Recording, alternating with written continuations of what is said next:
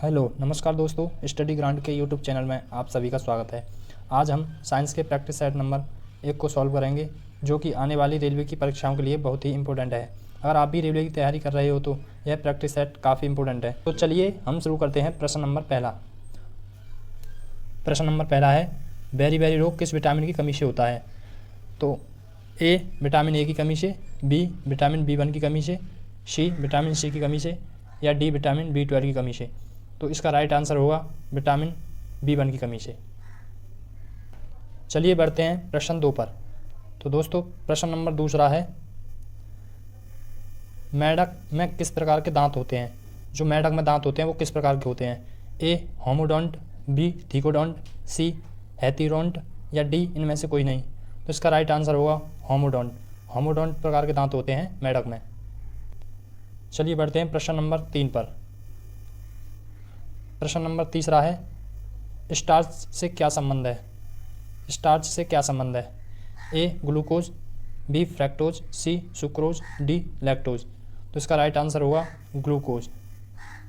चलिए बढ़ते हैं क्वेश्चन नंबर 4 पर। क्वेश्चन नंबर चौथा है, दांत का शिखर बना होता है। जो दांत का शिखर होता है वो किसका बना होता है? ए उपास्थि का, बी इनेमल का, सी डेंटिन का, या डी काइटिन का। तो इसका राइट आंसर होगा ऑप्शन नंबर सी, डेंटिन का बना होता है दांत का शिखर। चलिए बढ़ते हैं प्रश्न नंबर 5 पर। प्रश्न नंबर 5 है, स्कर्वी को किस विटामिन की कमी से होता है? जो स्कर्वी रोग है वो किस विटामिन की कमी से होता है? तो ए विटामिन ए की कमी से, बी विटामिन के की कमी से, सी विटामिन सी की कमी से, या विटामिन डी ई की कमी से, विटामिन ई की कमी से। तो दोस्तों इसका राइट आंसर होगा option number C, vitamin C की कमी से स्कर्वी रोग होता है। जो ये मसूड़ों में होता है ये रोग, जिसे मसूड़ों से खून आना शुरू हो जाता है। चलिए बढ़ते हैं प्रश्न नंबर 6 पर। प्रश्न नंबर 6 है, पेप्सिन होता है। पेप्सिन क्या होता है? तो ए हार्मोन्स, या B enzyme, C vitamin, D पोषक तत्व। तो पेप्सिन इसका राइट आंसर होगा option number B enzyme. Pepsin एक एंजाइम होता है जो बच्चों में पाया जाता है। चलिए बढ़ते हैं प्रश्न नंबर 7 पर।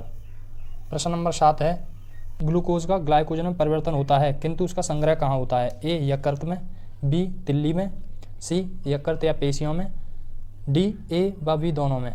तो इसका राइट आंसर होगा यकृत या पेशियों में। चलिए बढ़ते हैं क्वेश्चन नंबर 7 पर। प्रश्न नंबर 7 है, कौन सा तत्व दांत इनेमल को कठोर बनाता है? जो दांत की इनेमल को कठोर बनाता है वह कौन सा तत्व है? तो A calcium, B fluorine, C iodine, या डी सोडियम। तो इसका राइट आंसर होगा option number B fluorine. Fluorine दांत के इनेमल को कठोर बनाता है। चलिए बढ़ते हैं प्रश्न नंबर 9 पर। प्रश्न नंबर 9 है, पित्त का मुख्य कार्य होता है। जो पित्त है उसका मुख्य कार्य क्या होता है? तो ए वसा का एंजाइम द्वारा पाचन, बी उत्सर्जी पदार्थ का निवारण, सी प्रोटीन के पाचन का नियंत्रण, या डी पाचन शोषण हेतु वसा का इमल्सन। तो इसका राइट आंसर होगा पाचन शोषण हेतु वसा का इमल्सन।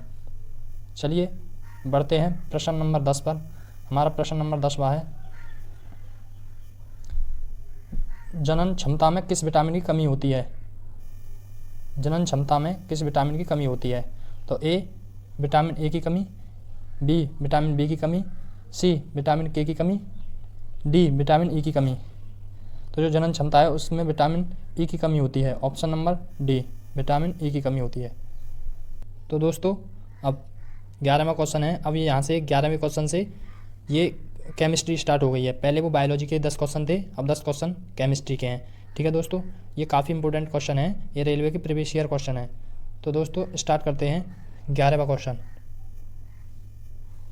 अमोनिया के सृजन के काम आने वाली गैस कौन सी है? अमोनिया के सृजन के काम आने वाली गैस कौन सी है? ए नाइट्रोजन तथा ऑक्सीजन, बी ऑक्सीजन तथा नाइट्रिक ऑक्साइड, सी नाइट्रोजन, या डी नाइट्रोजन तथा हाइड्रोजन। तो इसका राइट आंसर होगा ऑप्शन नंबर डी, नाइट्रोजन तथा हाइड्रोजन। चलिए बढ़ते हैं प्रश्न नंबर 12 पर। 12वां प्रश्न है, पृथ्वी की पपड़ी में विशुद्ध रूप में पाए जाने वाला तत्व कौन सा है? जो विशुद्ध रूप से पाया जाता है, option number A sodium, option number B magnesium, C platinum या डी तांबा। तो इसका राइट आंसर होगा ऑप्शन नंबर सी प्लेटिनियम, जो पृथ्वी की पपड़ी में विशुद्ध रूप से पाया जाता है। चलिए बढ़ते हैं प्रश्न नंबर 13 पर।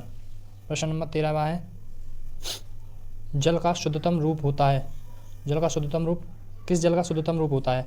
तो ऑप्शन नंबर ए समुद्री जल का, ऑप्शन नंबर बी वर्षा के जल का, ऑप्शन सी नल का जल और डी आसुत जल। तो इसका राइट आंसर होगा वर्षा का जल। जो बरसात होती है तो वो जल आता है ऊपर से, तो बिल्कुल शुद्धतम जल होता है। चलिए बढ़ते हैं अगले प्रश्न की तरफ। अगला प्रश्न है 14वां प्रश्न, वनस्पति घी के औद्योगिक उत्पादन की प्रक्रिया में शामिल है। जो वनस्पति घी के औद्योगिक उत्पादन की प्रक्रिया में शामिल है, ए वियोजन, बी अपचयन, सी ऑक्सीकरण या डी आयनीकरण। तो इसका राइट आंसर होगा ऑप्शन नंबर बी अपचयन। चलिए बढ़ते हैं अगले प्रश्न पर। प्रश्न नंबर 15 है, रासायनिक रूप से गन्ने की शर्करा क्या है? जो गन्ने की शर्करा है वो क्या है? Option number A lactose, B glucose, C fructose या डी सुक्रोज। तो इसका राइट आंसर होगा सुक्रोज। जो गन्ने की शर्करा होती है वो सुक्रोज होती है। ठीक है, चलिए बढ़ते हैं अगले प्रश्न की ओर। अगला प्रश्न है 16वां। ये कह रहा है, हाइड्रोजन के कितने समस्थानिक होते हैं?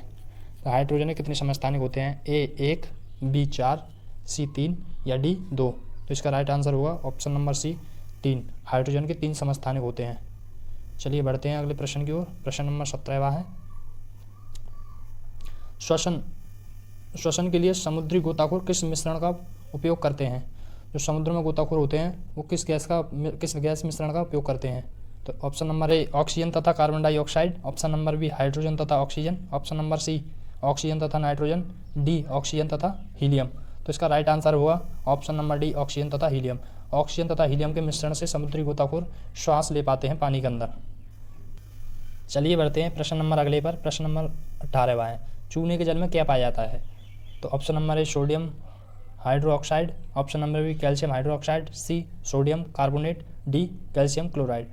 तो दोस्तों इसका आंसर आप दोगे, कमेंट बॉक्स में बताना इसका आंसर क्या होगा। चलिए बढ़ते हैं अगले प्रश्न की ओर। अगला प्रश्न 19वां है। 19वां प्रश्न कह रहा है, वायु में विभिन्न गैस का अनुपात क्या होता है? जो वायु चलती है उसमें गैसों का अनुपात क्या होता है? ऑप्शन नंबर ए अज्ञात, ऑप्शन नंबर बी स्थिर, सी अलग अलग स्थानों पर अलग अलग या डी शहरों पर निर्भर। तो साथियों इसका राइट आंसर होगा ऑप्शन नंबर सी अलग अलग स्थानों पर अलग अलग। जैसा स्थान होगा वहाँ पे उसी प्रकार का विभिन्न गैस मिलेंगी उसमें। प्रश्न नंबर अगला है 20वां प्रश्न, खाद्य तेलों को वनस्पति घी में किस प्रकार के प्रक्रम द्वारा बदला जाता है? तो ऑप्शन नंबर ए हाइड्रोजनीकरण, ऑप्शन नंबर बी आसवन, ऑप्शन नंबर सी ऑक्सीकरण या ऑप्शन नंबर डी क्रिस्टल द्वारा। तो इसका राइट आंसर होगा हाइड्रोजनीकरण द्वारा इसको बदला जाता है। ठीक है दोस्तों, ये क्वेश्चन पूरे हुए हैं। दोस्तों आपको अगर वीडियो अच्छा लगा तो वीडियो को लाइक करना और चैनल को सब्सक्राइब करना और बेल आइकन दबाना ना भूलें।